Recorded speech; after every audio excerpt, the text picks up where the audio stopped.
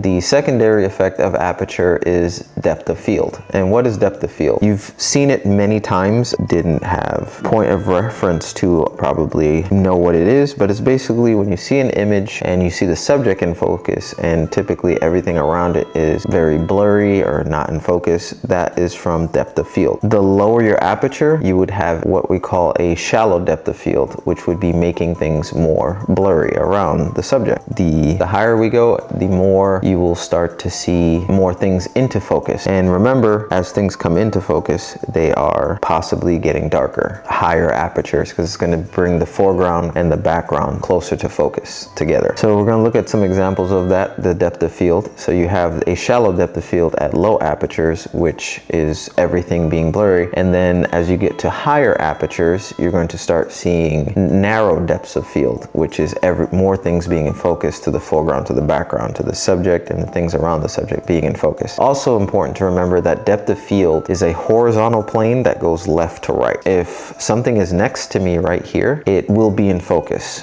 in a shallow depth of field. If I'm at a very low aperture and everyone is lined up next to me, we will all be in focus. So when someone is going forward, you will fall out of the focus field, which is back here, and it would appear blurry. And thus things behind me would appear blurry, things in front of me would appear blurry. I would either have to move the subjects that I'm trying to shoot side by side, or have a much higher aperture so that more things would be in focus. So let's look at some examples of that. So we have an image here at 1.8, and you can see everything is very blurry. You can just kind of make out what's in the image behind the subject, but she's very sharp. And 1.8 is typically one of the lowest apertures you can shoot at, which it's the go-to to kind of make that creamy sort of blurry background effect. So now we're not just increasing only the aperture, because the image will get darker. So I'm adjusting other settings as well. So here, to get a very similar exposure, I also adjusted my shutter speed and ISO accordingly. In this case, it was just my ISO actually. I went from ISO of 100 to 640 to raise my aperture to 5.6. You can start to see the depth of field change from the first image to the second image, completely almost indistinguishable what exactly is back there. And at 5.6, it starts to gain that focus in the background elements, where you can start to see the equipment and